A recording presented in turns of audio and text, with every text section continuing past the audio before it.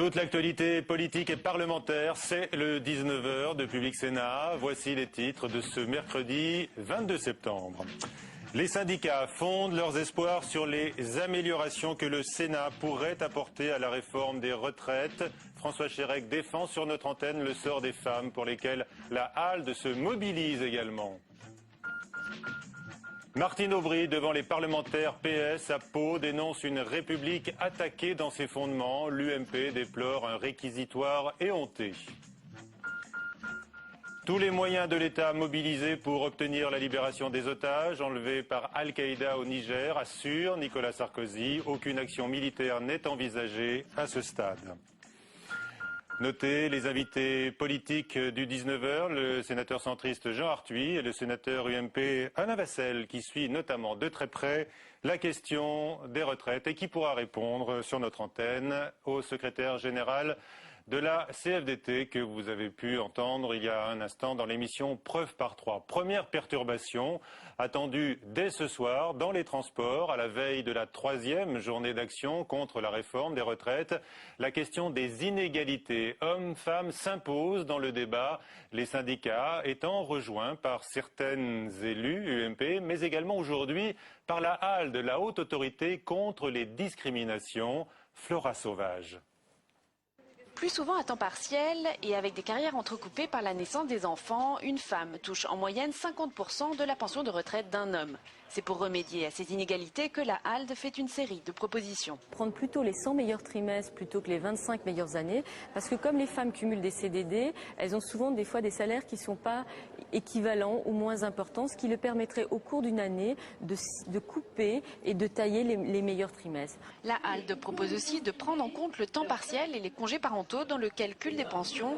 Mais pour le gouvernement, le vrai problème réside en amont avec les inégalités salariales. On n'a toujours pas réglé cette question de l'inégalité salariale homme-femme. Or, on sait que c'est la vie professionnelle qui prépare la retraite et les droits à la retraite. L'article 31 du projet de loi vise à inciter les entreprises à entamer des négociations sur l'égalité salariale sous peine de sanctions.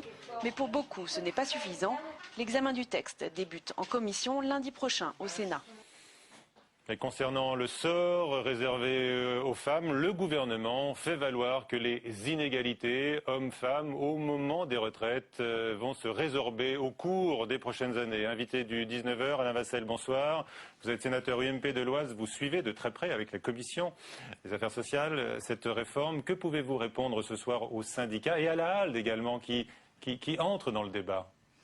Alors, je suis tout à fait d'accord avec le gouvernement sur la déclaration qu'il vient de faire. Je ne travaille pas tout seul sur le dossier, mais avec Dominique Leclerc, qui est le rapporteur au fond du texte. Sur ce que dit la HALDE, nous partageons sans aucune difficulté donc leurs préoccupations et leurs objections. Il faut faire attention que sur toutes les mesures que nous prendrions, veiller à ce que nous soyons en conformité avec la directive européenne et les dispositions européennes, qui fait que nous devons traiter de manière équitable à la fois les hommes et les femmes. Il y a un problème, semble-t-il, pour des femmes qui ont arrêté leur activité pour consacrer à l'éducation de leurs enfants. Il ne faut pas qu'elles subissent une discrimination, un effet discriminatoire vis-à-vis des autres, hommes Donc, et vous avez autres étudié femmes. les solutions Nous possibles. allons regarder quelle est la mesure ciblée que nous pourrions prendre pour ces femmes. Aujourd'hui, nous n'avons pas suffisamment d'éléments d'expertise pour ce faire. De toute façon, il n'y a pas le feu à la maison parce que les besoins financiers qui seront nécessaires le seront qu'à partir de 2016. Parce que les femmes qui sont nées en 1951 auront 65 ans en 2007. Dans la loi, on affichera la nécessité de trouver une réponse à ces situations spécifiques, mais les mesures effectives seront à prendre dans le cadre des PLFSF qui viendront.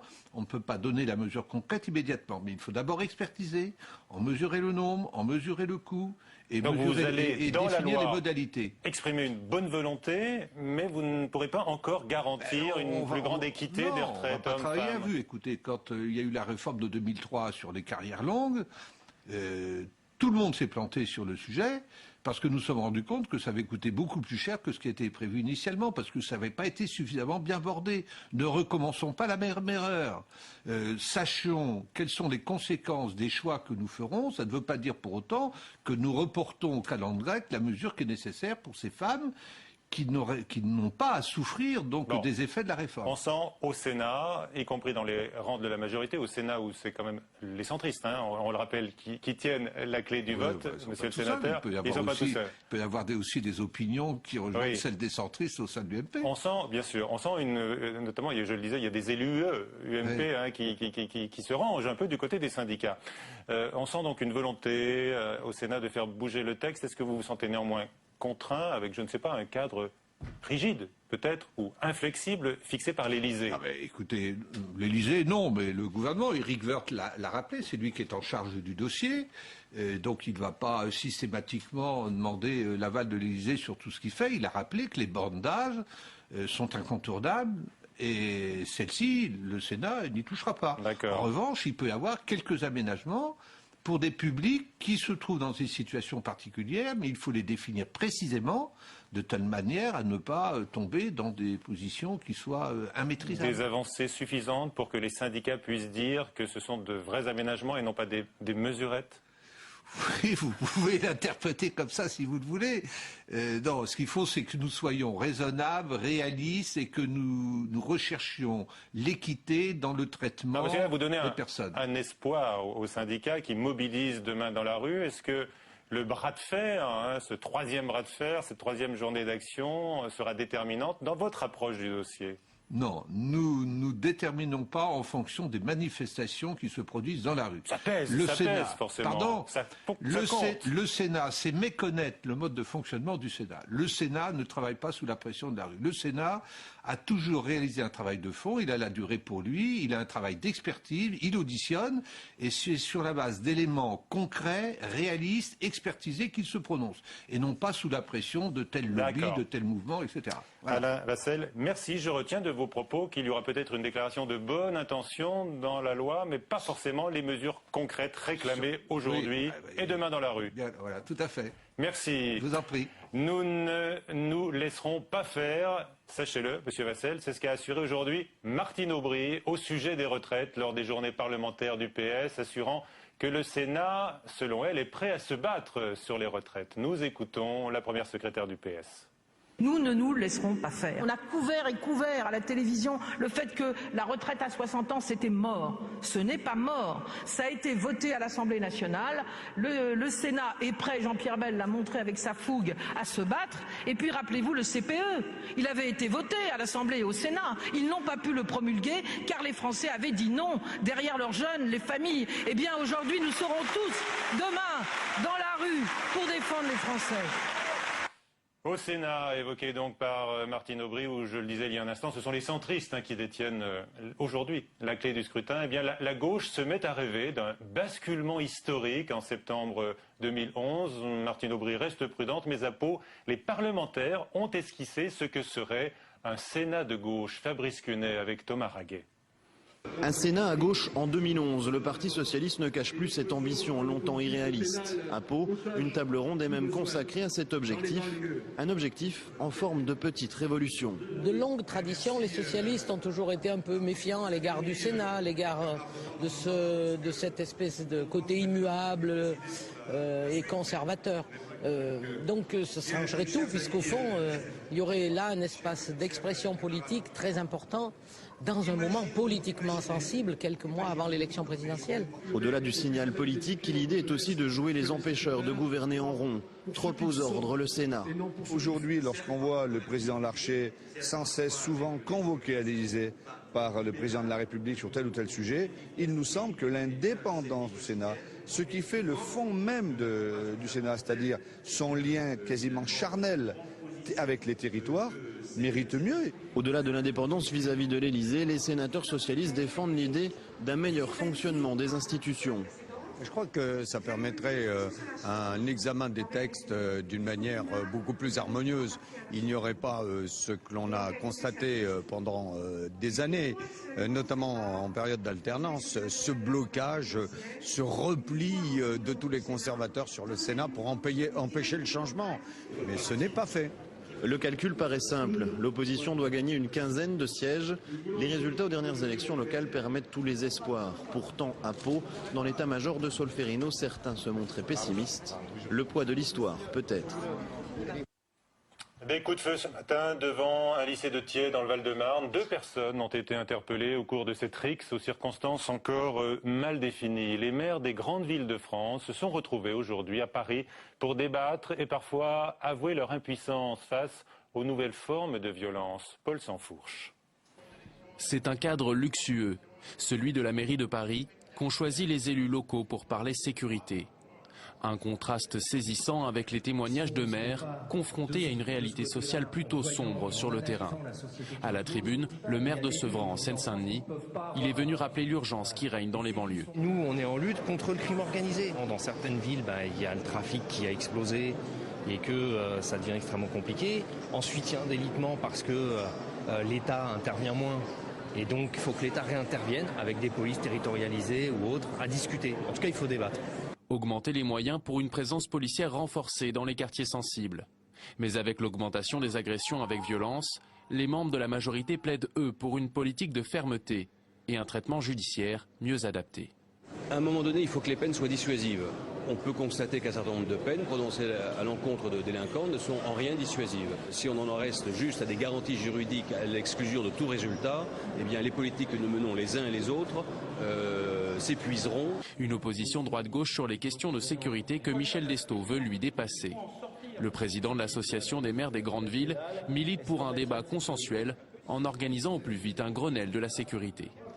Il ne faudrait pas faire, notamment de ce problème de la sécurité, un enjeu des prochaines élections présidentielles, car au lieu d'avoir, au fond, prise de responsabilité commune, on irait au contraire au délitement de ce pacte social et républicain qui est si nécessaire pour redonner confiance à la population aujourd'hui.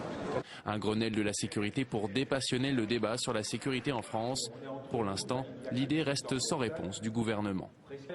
3 Français ont été enlevés après l'attaque de leur navire au large du Nigeria, le Bourbon Alexandre, bateau de logistique déployé près des puits de pétrole offshore, a fait en effet l'objet ce matin d'un assaut de plusieurs canots rapides. Tous les services de l'État sont mobilisés pour obtenir la libération des otages français retenus au Mali. Déclaration de Nicolas Sarkozy ce matin au Conseil des ministres. La France a authentifié la revendication d'Al-Qaïda et attend de connaître maintenant les revendications des ravisseurs. La suite du 19h, tout de suite avec notre invité Jean Arthuis.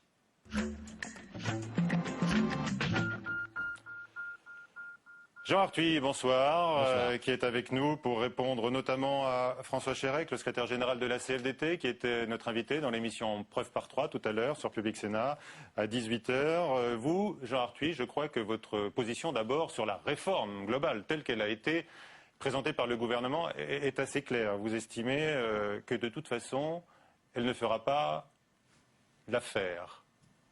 Le compte n'y est pas. Cette réforme va permettre de réduire le déficit de financement des retraites, du régime général, des régimes spéciaux, mais le compte n'y est pas puisqu'on sait d'ores et déjà qu'entre 2012 et 2018, sur des hypothèses macroéconomiques plutôt optimistes, notamment sur la baisse du chômage. Oui, il y aura au moins 62 milliards de déficit. C'est pour ça que vous parlez de colmatage à travers ce texte. Oui, c'est vrai. Alors, ce qui est fait va dans le bon sens. Mais je pense qu'il manque la ligne d'horizon. Le régime de retraite vers lequel il faut tendre. C'est un régime qui doit être plus transparent, plus juste. On est là au cœur de la solidarité entre les générations. Vous proposez un tout autre système, mais là, il n'est pas au programme. Je souhaite en effet qu'on mette en programme la mise en extinction pour préserver la répartition, mais qu'on mette en extinction les régimes spéciaux, les différences entre les régimes de fonctionnaires et les salariés du privé. Je pense qu'il faut aller vers un système à points, comme il existe, pour la GIRC, l'ARCO et les professions indépendantes. Pour la retraite complémentaire. Absolument. Alors Jean Arthuis, vous trouvez bien des faiblesses à la réforme des retraites telle qu'elle est présentée par le gouvernement, mais les syndicats lui trouvent d'autres faiblesses, et notamment ils dénoncent une inégalité frappant notamment les femmes. En tant que sénateur centriste, vous savez que vous êtes très attendu par les syndicats. Est-ce que vous pourriez quand même aménager ce texte vers plus d'équité, oui ou non? C'est vrai que pour les femmes, et l'Observatoire des retraites en a fait le constat. Oui. C'est vous qui êtes attendu maintenant. Je crois que 86% des hommes parviennent à liquider le régime complet à l'âge de départ en retraite. Alors qu'il n'y a que 44 ou 45% des femmes, car leur vie professionnelle est entrecoupée, les périodes de maternité, les moments où il faut s'occuper des enfants. Je crois que sur ces périodes-là, il faut trouver des compensations et admettre que nous puissions attribuer des droits équivalents, parce que pendant un moment donné, pour des raisons familiales... Ce ne sont pas des aménagements à la marge, pour vous? Ce ne sont pas vraiment des aménagements à la marge. Mais ce que je veux dire, c'est que si on allait vers un système à points, on pourrait plus facilement unifier, égaliser, sortir de ces régimes spéciaux, tous déficitaires. Je crois qu'il y a une attente d'égalité des Français devant la retraite. Bon, ça, ce sera un débat pour plus tard, puisque la réforme globale du système... Non, car moi, j'ai l'intention, avec mes amis, de déposer un amendement qui viendrait en préambule de cette loi et qui dirait très clairement ce vers quoi il faut tendre, afin qu'on ne tarde pas à enclencher le processus de mise en extinction de certains régimes qu'on veut voir disparaître. Autrement dit, il faut organiser cette transition. Aujourd'hui, on est dans une réforme qui est arithmétique pour réduire un déficit qui nous mènerait tout droit à la faillite. Je suis attristé lorsque j'entends mes enfants qui me disent « Oh, mais de toute façon, les retraites, nous qui avons 30 ans, on sait très bien qu'il faudra qu'on se débrouille autrement. » Ce qui est pathétique d'entendre ça. Donc nous avons un devoir absolu, c'est de mettre la réforme sur les rails et de bien dire ce vers quoi nous voulons aller. D'accord. Jean Arthuis, je le disais, François Chérèque était à votre place il y a un instant sur Public Sénat. Il attend deux choses. Lui, bien sûr, d'abord, une forte mobilisation demain et puis donc des avancées lors du débat au Sénat. On l'écoute, vous réagissez. Et j'ose espérer que dans notre démocratie, qui est une démocratie parlementaire, les sénateurs vont avoir une forme d'autonomie dans la décision. Parce que si vous êtes en train de m'expliquer qu'aujourd'hui, dans la démocratie française, les sénateurs, dans ce palais de la République, les sénateurs n'ont plus rien à dire, ça veut dire qu'on n'est plus dans le même type de démocratie. Et là, je trouve qu'il commence à avoir, je dirais, une dérive démocratique. Donc là, c'est les sénateurs qui ont la main sur ce sujet-là. Et c'est aux sénateurs que je souhaite m'adresser ce soir. Voilà, François Chérèque qui défend la démocratie parlementaire. C'est bien. Vous-même, vous défendez des positions parfois qui vont à l'encontre de celles du gouvernement. Jean Arthuis, en tant que président de la commission des finances. C'est le rôle du Sénat. Si le Sénat n'était que le clone de l'Assemblée nationale, il démontrerait bien vite qu'il n'a pas d'utilité démocratique et qu'il n'a pas sa place dans nos institutions. Alors je vous pose la question, les centristes sont très attendus, est-ce qu'ils iront plus loin? Est-ce que vous leur demandez, est-ce que vous, personnellement, vous êtes prêt à aller plus loin que les marges qui seront concédées, semble-t-il, par l'Élysée? Les marges financières, M. Grossior, sont dérisoires. Et chacun le sait, puisque au terme de cette réforme, le compte n'y sera pas. Et qu'il manquera encore, je vous l'ai dit, au moins 60 milliards. Par ailleurs, pour financer la dette sociale, on va peut-être affecter à la CADES le fonds de réserve des retraites, qui avait été constitué au fil des années pour répondre au choc démographique de l'arrivée à la retraite de nombreuses personnes autour de 2020. Donc soyons très attentifs à ces contraintes financières. Elles sont incontournables. Troisième journée de mobilisation demain. Ne nous payons pas que vous redoutez de démagogie. En revanche, je dis qu'il y a certainement à traiter équitablement la situation des femmes. On a vu que dans la retraite moyenne, un homme en moyenne perçoit 1 600 € de pension, alors qu'une femme est autour de 1 000 €. Et si l'on soustrayait la quotité correspondant aux rentes de réversion, on serait autour de 700 €. Il y a là manifestement une inégalité. Que vous voulez corriger quand même, Jean Arthuis. Alain Vassel était à votre place il y a un instant, sénateur UMP, membre de la Commission des Affaires sociales. Il semblait nous dire, lui, que pour l'UMP, en tous les cas, il n'y aurait pas de mesures concrètes véritablement dans les amendements, mais simplement une bonne volonté affichée, une déclaration de bonne intention, d'essayer plus tard de corriger ces inégalités hommes-femmes. En tout cas, je pense qu'il faut avancer dans Vous ferez du forcing ? Je veux aussi que l'on mette en perspective cette réforme. Si M. Chirac avait dit pour quel régime de retraite il milite, je pense qu'il aurait manifesté de la sympathie pour ce que je viens d'évoquer, à savoir un système par points. un système peut-être qu'on peut appeler notionnel quand on est en Suède ou en Italie. En tout cas, je veux dire que c'est vers cela qu'il faut aller et qu'il ne faut pas attendre. Faute de quoi, nous n'aurions qu'une réforme arithmétique alors qu'il nous faut une réforme systémique. Est-ce que vous redoutez une crise sociale majeure? Nous sommes à la veille de cette 3e journée d'action. Il y a aujourd'hui de l'incompréhension. On voit bien qu'on est allé jusqu'au bout du bout d'un système d'État-providence et qui est à contre-pied. La mondialisation a mis à rude épreuve ce qu'on appelle le modèle social français. Donc il faut que chacun d'entre nous, et les syndicats aussi, comprennent que si l'on maintenait en l'état notre modèle social, on risquerait de voir encore plus d'emplois industriels, encore plus d'emplois tertiaires, partir vers d'autres pays en Europe centrale, en Asie et en d'autres lieux de la planète. Avant de parler des centristes avec vous, Jean Arthuis, je rappelle que vous êtes le président de l'Alliance centriste. Oui. Un mot sur l'élaboration du budget. François Fillon annonce que l'effort va être poursuivi dans la réduction des niches fiscales. Est-ce que là, vous pourriez être d'accord avec les syndicats, tous les syndicats, la CFDT, FO, la CGT, pour dire qu'il faudrait donner un coup de rabot supplémentaire dans les niches dont profitent les entreprises?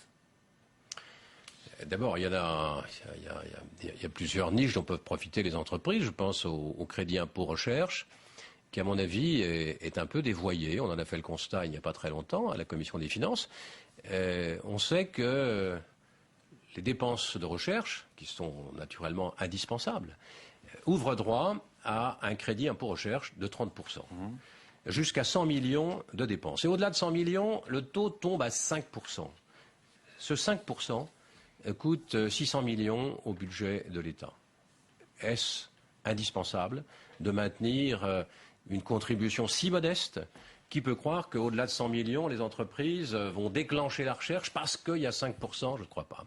Je pense en revanche qu'il y a une vraie réforme à laquelle nous devrions tous penser, que j'ai maintes fois évoquée ici devant vous, et qui ne vient pas, à continuer à percevoir des cotisations sociales sur les salaires. On organise assez méthodiquement la fuite des emplois. Le centre, un mot quand même, après les journées parlementaires qui se sont déroulées à Nice, Jean Arthuis, est-ce qu'on y voit vraiment plus clair dans cette famille politique disloquée? Je pense que la conscience de la nécessité du rassemblement de tous les centristes progresse dans les esprits. Et que nous allons avoir de belles occasions de témoigner de ce rassemblement. À l'occasion des textes que vous évoquez, la réforme des retraites, le budget, le combat contre les niches sociales, le bouclier fiscal, l'abrogation... Et puis 2012. Ça viendra après. Et puis nous aurons des élections cantonales au mois de mars 2011, des sénatoriales au mois de septembre 2011. Je souhaite que tous les centristes, sans exclusive, se retrouvent. Y compris François Bayrou, qui se recentre selon vous, mais vous l'avez noté, qui a voté contre la réforme des retraites. Oui, c'est peut-être pas ce qu'il... Je crois qu'il l'a fait en prenant en compte l'injustice faite aux femmes pensionnées. Voilà, on en parlait. Jean Arthuis, merci beaucoup de votre présence parmi nous. Ce soir, à la suite du journal, nous évoquons les menaces terroristes, vous le savez, qui visent la France, menaces réitérées, semble-t-il, d'après des informations en provenance d'Algérie. La vigilance extrême s'impose à l'intérieur des frontières, répète donc l'exécutif par la voix de Brice Hortefeux notamment, un ton jugé trop alarmiste par une partie des politiques, Aurélien Romano. Un attentat dans les prochains jours en France, c'est ce que confirme ce matin le directeur de la police nationale. À notre connaissance, AQMI n'a pas les moyens de faire un attentat spécifique, nucléaire, radiologique, biologique. Donc ce sera probablement, on peut s'y attendre du moins, un attentat un peu plus classique avec une bombe. Ces propos font suite à ceux de Brice Hortefeux, jugeant lundi la menace réelle. La menace terroriste est réelle. Et notre vigilance est donc aujourd'hui renforcée. Le ministre de l'Intérieur avait convoqué une conférence de presse devant la Tour Eiffel la semaine dernière, après son évacuation suite à une alerte à la bombe. Une communication gouvernementale de crise et des choix qui ne sont pas du goût de l'opposition. Moi, j'attends davantage le ministre de l'Intérieur dans des réponses sur les moyens qui sont les nôtres de lutter efficacement contre le terrorisme que dans une communication tous azimuts sur le sujet. Si personne ne critique le renforcement du plan Vigipirate, des voix s'élèvent contre cette forme de communication, comme celle de Dominique de Villepin. une politique de communication qui, en l'occurrence, me semble à tout le moins maladroite et parfois même cynique. Il faut savoir avoir une parole juste, mais rare. De son côté, Alain Juppé, Premier ministre au moment des attentats de 1995, rappelle que dans ces affaires, le secret est de mise. La France est vigilante depuis les attentats du 11 septembre, plus particulièrement depuis ceux de Madrid et de Londres, mais c'est la première fois que le gouvernement fait état de façon aussi marquée d'une menace qui est toujours présente. Le plan Vigipirate est au niveau rouge depuis 2005. Bruno Delamotte est avec nous, bonsoir. Bonsoir. Vous présidez une société de conseil en sûreté, Risk & Co. Vous êtes par ailleurs l'auteur d'un ouvrage sur le renseignement face au terrorisme. Première question, les failles de la sécurité autour des salariés d'Areva au Niger, le groupe nucléaire, avait été alerté, on l'a appris hier, par les autorités locales de la menace. Donc est-ce qu'il y a eu une faute ou pour le moins négligence pour vous? Il est trop tôt pour tirer un bilan quelconque. Maintenant, une chose est claire, c'est que dans ce type de pays, ce genre de courrier est monnaie courante pour obtenir des subsides de la part des entreprises étrangères. Ah, d'accord. Et le problème est de coter cette menace derrière. La sûreté n'est pas une science exacte. Gérer un dispositif de ce type-là impose des contraintes et des arbitrages lourds. Il y a peut-être eu des erreurs, dire qu'il y a eu des fautes, c'est sans doute très très tôt pour le dire. D'accord. Est-ce qu'on peut dire que la sécurité des expatriés qui ont été déplacés d'ailleurs de la région d'Arlit à Niamey est garantie aujourd'hui? À Arlit, il n'y en a pratiquement plus, donc le problème est réglé.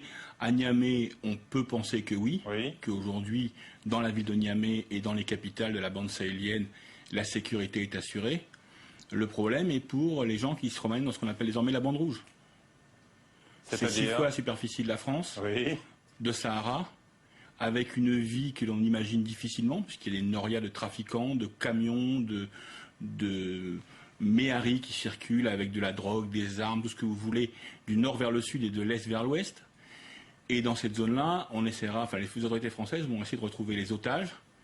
Ils cherchent un timbre-poste sur un terrain de football. Pour l'instant, il n'est pas question d'une intervention militaire terrestre. Est-ce que c'est même envisageable dans ce paysage que vous décrivez? Techniquement, c'est envisageable. Techniquement, tout est envisageable en termes de forces spéciales.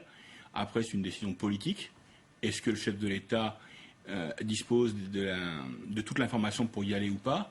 Et encore une fois, l'enjeu aujourd'hui, c'est de loger les terroristes. Parlons d'AQMI, donc Al-Qaïda, Maghreb islamique. Quelles peuvent être aujourd'hui, on les attend, les revendications des ravisseurs? Jusqu'à maintenant, ils n'ont pas fait preuve de grande cohérence dans leurs revendications. C'est ce qui a mené à l'intervention au mois de juillet pour tenter de libérer Michel Germano. On peut craindre que ce soit la même chose aujourd'hui.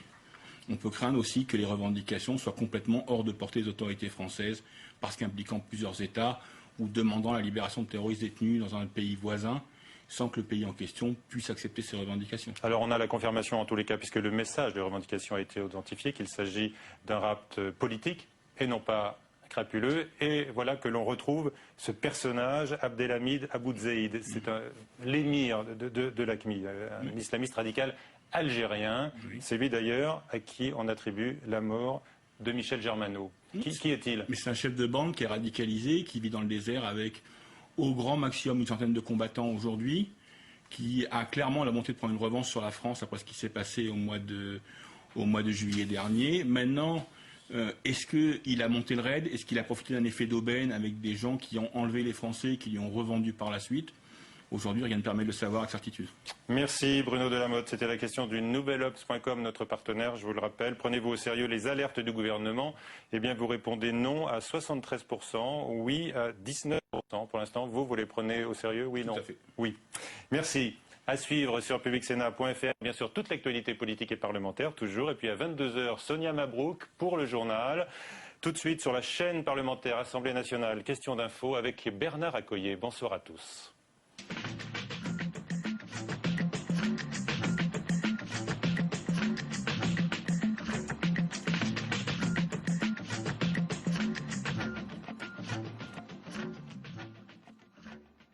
Moi, je ne songeais pas tellement à l'enseignement. Je sais que j'avais un goût assez vif pour la vie, la campagne, la vie à la nature. Et je sais qu'à un temps, je songeais plutôt aux eaux et forêts, par exemple.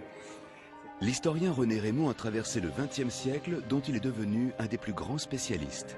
Il siégeait à la fois à l'Académie française, dans les amphis de Sciences Po Paris et sur le petit écran lors des soirées électorales. C'est la première fois depuis 23 ans qu'un homme politique se permet de porter un jugement sur mon objectivité. Pour cerner cette grande personnalité, Marc de Souter est allé sur ses traces de Lons-le-Saunier à la Bibliothèque nationale, en passant par le Vatican. René Raymond, à cœur battant, vendredi à 16h45 sur Public.